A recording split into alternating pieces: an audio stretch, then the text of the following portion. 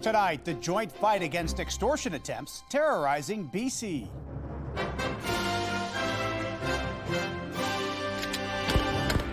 How all levels of government and police are teaming up to combat the crisis. The shared goal that we all have here, disrupting, preventing, and ending this threat to our community. Plus, the financial support for communities living in fear. How Black Friday has changed in Canada. Everybody's watching their budgets right now. And the mixed reaction to data pointing to an economic rebound. Plus, families connected by a long ago fallen soldier. I just thank them from the bottom of my heart that they're taking the effort. How a bond between strangers was forged by a past sacrifice and a present act of kindness.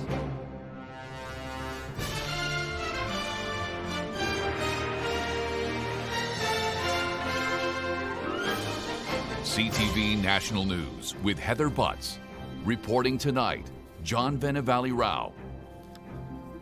Good evening. Police and politicians are devoting new resources to fight a deeply troubling wave of violent crime in British Columbia, including more than 100 extortion attempts, many targeting members of the South Asian business community, and often resulting in gunfire. Today came word of an arrest outside the country as the Premier, police, and local leaders tried to reassure a frightened public. BC Bureau Chief Andrew Johnson leads us off. A threatening phone call, text, or email is often how it starts. Then it ends in gunfire.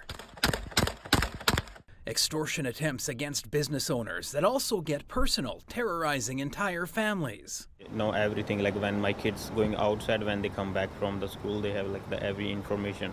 Today, a gathering that's being called unprecedented between all three levels of government and police. We are united and working together to ensure that everybody who has been affected by these extortion threats gets the response that they deserve. The shared goal that we all have here, disrupting, preventing, and ending this threat to our community. BC and Ottawa also announced new money to support victims. A former politician turned radio host at a station hit by gunfire in September says that backing is critical. Without victim support, people are not going to come forward and they're not going to report. Because if they're scared, it's much easier to pay up, even if you pay a lesser amount than they're being asked for. Extortion-related violence in the Metro Vancouver region has been intensifying. There have been more than 40 shootings in 2025 alone, including 3 at a Surrey restaurant owned by Bollywood star Kapil Sharma.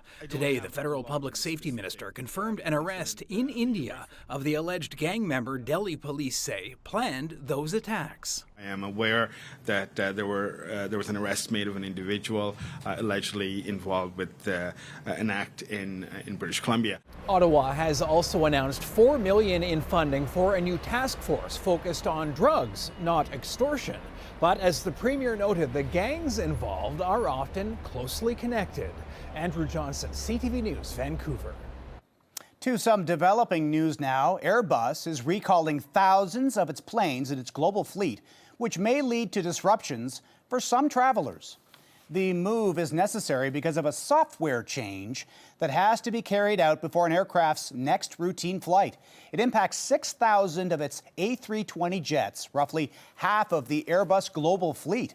Airbus says intense solar radiation may corrupt data critical to the functioning of flight controls. There was some surprisingly good news on the economic front today, with the latest GDP number coming in stronger than expected, showing 2.6% growth. This despite the onslaught of U.S. tariffs. But look deeper into the data, and the situation isn't exactly rosy. Here's CTV's Abigail Beeman.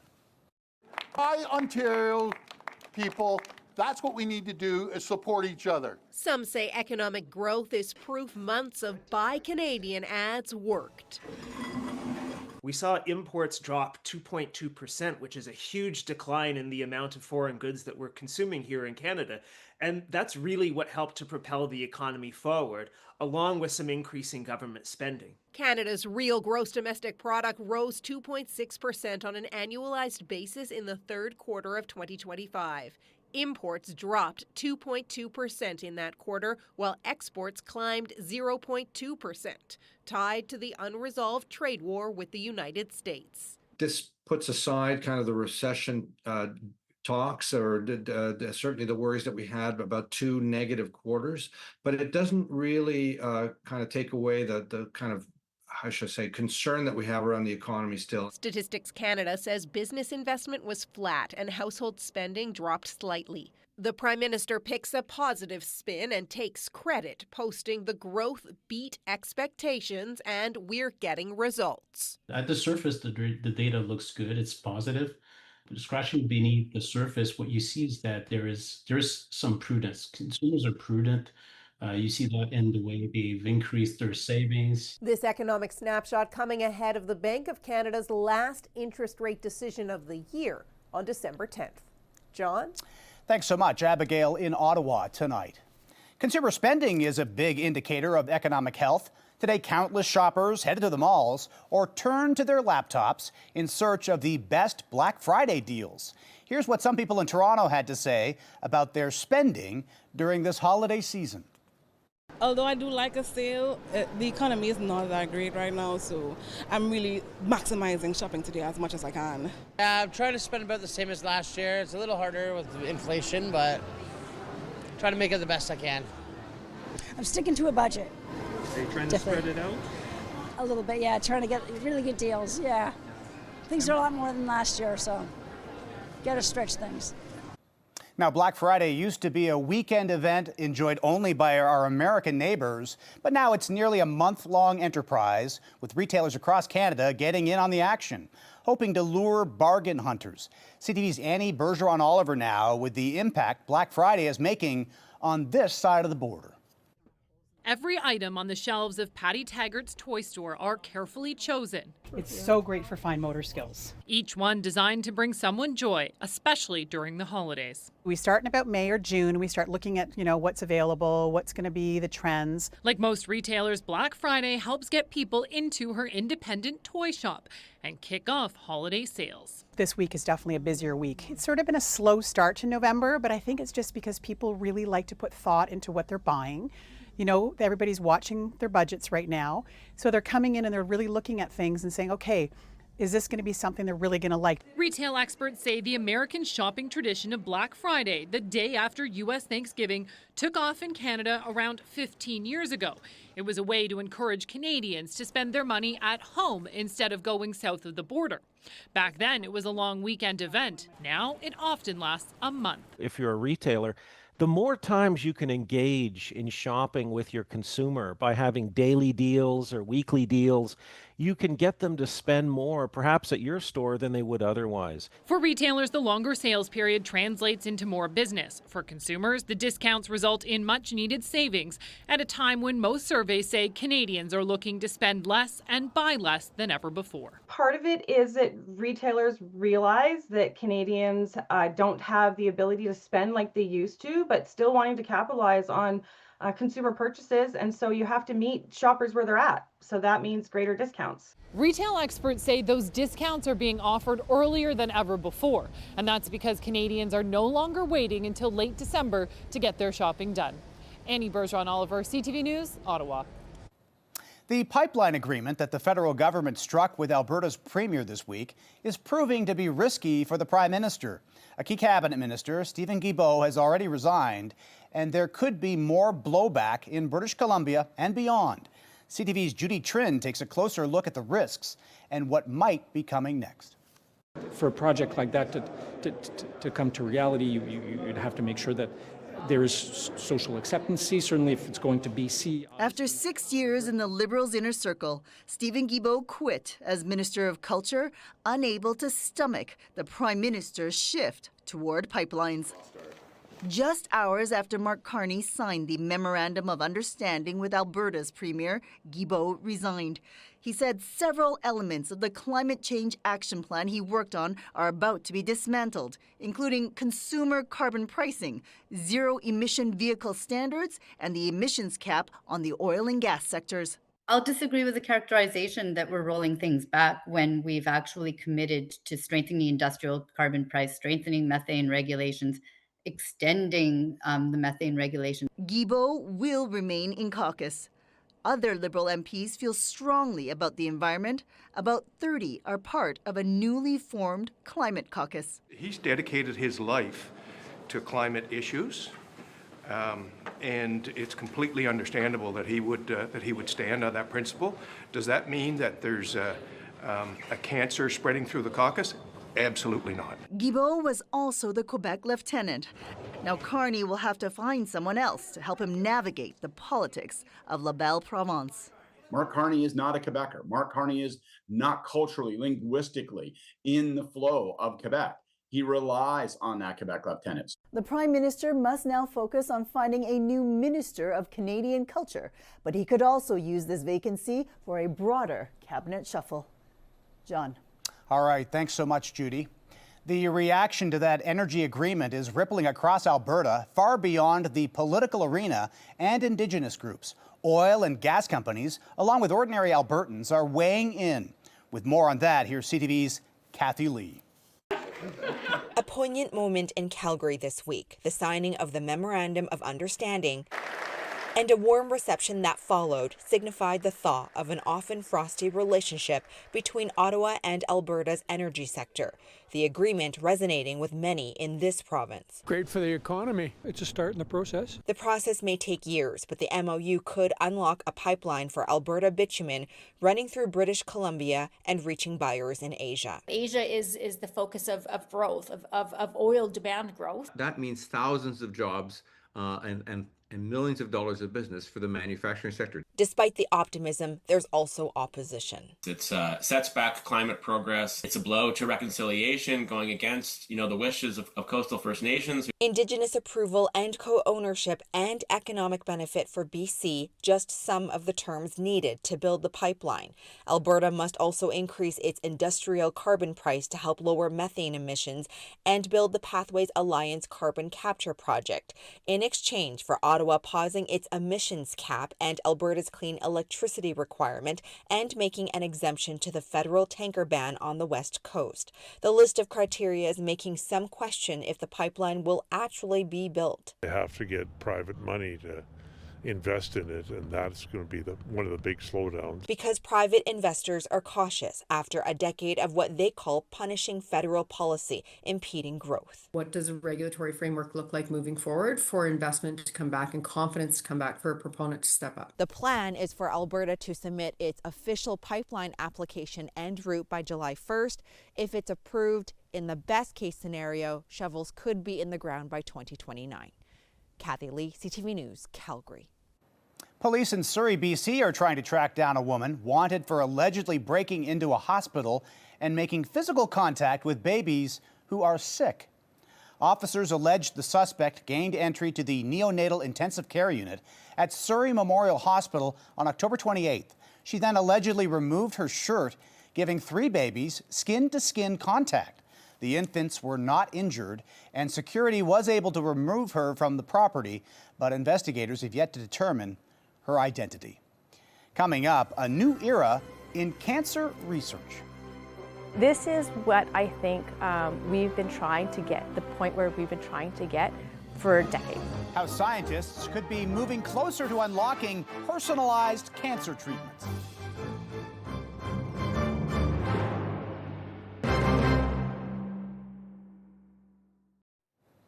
The Trump administration is declaring tonight that it'll halt all asylum decisions in the wake of an attack on 2 National Guard troops allegedly carried out by an Afghan national. It comes as new video obtained by the Wall Street Journal has emerged, allegedly showing the initial moments of the attack. One of the victims, who was shot, died last night. The other is in critical condition. The suspect had worked with the CIA in Afghanistan and was granted asylum in the U.S. this year. He is now facing murder charges. The chief of staff to Ukrainian President Volodymyr Zelensky has stepped down from his post. Andriy Yermak's resignation came just hours after his home was searched by anti-corruption investigators. The raid was part of a major probe into a $100 million energy sector scandal. Yermak had been Ukraine's lead negotiator in U.S.-led peace talks with Russia. Government officials have gathered in Hong Kong for a moment of silence, honoring the victims of this week's deadly apartment building fire. At least 128 people were killed after flames tore through a massive housing complex. But it's feared that toll will go higher, with scores of people still missing. Cancer research in this country is taking another step forward, thanks to the Terry Fox Institute, which has compiled data for more than 13,000 patients, one of the biggest ever data sets of its kind ever compiled in Canada. It'll be used to strengthen scientific research and to help understand rare diseases. CTV's Garrett Barry now on the information gathered and the role it will play. Cancer researcher Sherry Christian has been looking forward to this moment for years. It's game-changing. Yeah, this is what I think we've been trying to get, the point where we've been trying to get for decades. She is one of the first to get access to a massive and deep cancer database tracking genomic data, interventions, outcomes in about 13,000 Canadians. When somebody, for example, in Alberta finds that mutation and finds the drug that's going to target that mutation, well, somebody in Newfoundland can find that same mutation and they'll know which drug is going to be appropriate. The Gold Cohort, as it's called, is a project of the Terry Fox Research Institute. That database is still growing. It's just won about $20 million annually in federal government funding.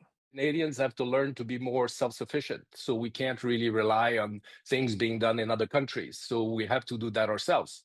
Again, this is what Terry Fox told us 45 years ago. Christian's research on glioblastoma is one of the first 5 to tap into this database. Just look in Atlantic Canada, we might get 20, that we could, or maybe even 50, at the outside.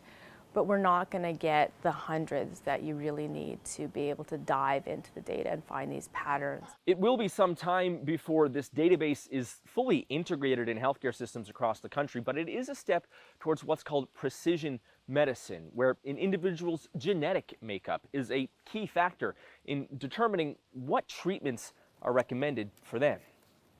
John. Okay, important stuff. Thank you, Garrett. Still ahead, an act of kindness. How a wartime sacrifice connected two families worlds apart decades later.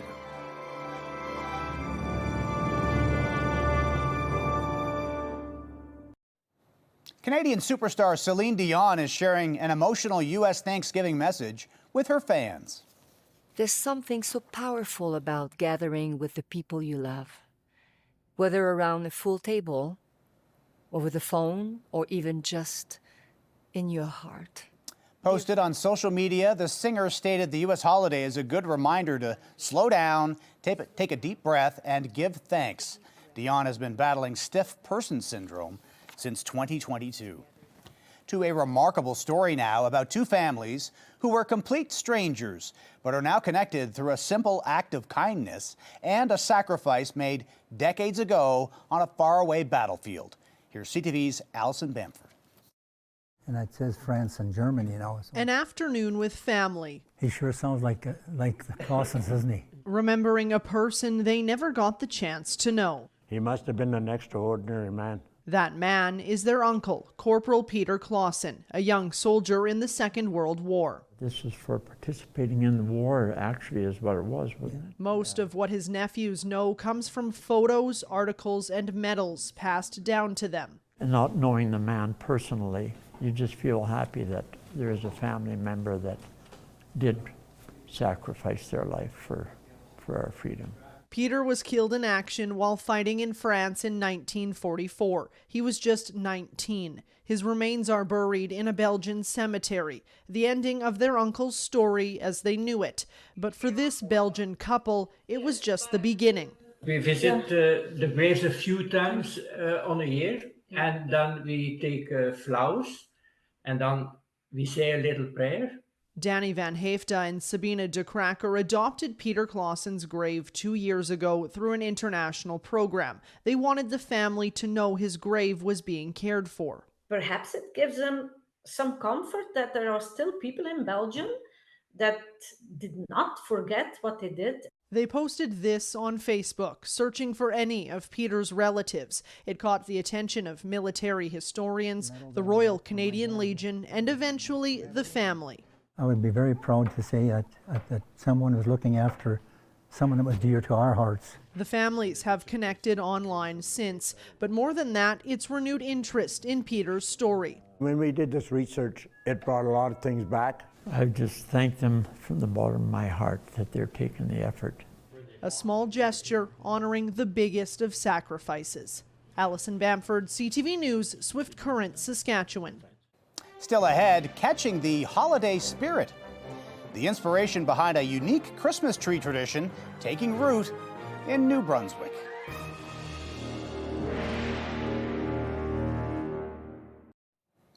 With food banks experiencing a surge in demand right across the country, in one seaside town in New Brunswick, they've come up with a festive solution, raising both money and spirits by recycling old lobster traps and buoys in a clever way ahead of Christmas. With more on that, here's CTV's Sarah Plowman. Touched by the sea, St. Andrews is also shaped by tradition. The town feels like a Christmas Hallmark movie. Center stage is a tower of lobster traps formed to make a tree. Originally, it was just because I loved trap trees. And my grandfather, he was an artist, and he always had the biggest Christmas tree. Allison Spear and her husband fish. Her idea to recycle traps to build a tree snowballed into a major fundraiser for the food bank. In 8 years, we've raised $78,000. Each buoy comes with a donation. Can't lose the memory, so. A chance for locals like Debbie Wright to give back and honor her late husband Dave with a buoy in his name. It's good, it warms my heart. It's a good thing. Lit up, the traps brighten up the town and those who live here. It's gorgeous. Yeah, it's a really fun community event. Spreading cheer and awareness of how much the demand at St. Andrew's Open Door Food Program has ballooned. In the last 3 months, it's gone up 25%. The need that's not always obvious, but volunteers and board members feel it. There is a greater need here more than ever, and I do feel that a lot of people are unaware of how much the need is. So these traps stand as a reminder, a gift to the community that surrounds it, and a show of support for one another, stacked up. Sarah Plowman, CTV News, St. Andrews, New Brunswick. A tree with all the trappings for Christmas. That's it for us. For Heather and everyone at CTV National News, thanks for watching. I'll be here tomorrow night. Hope to see you then. Good night.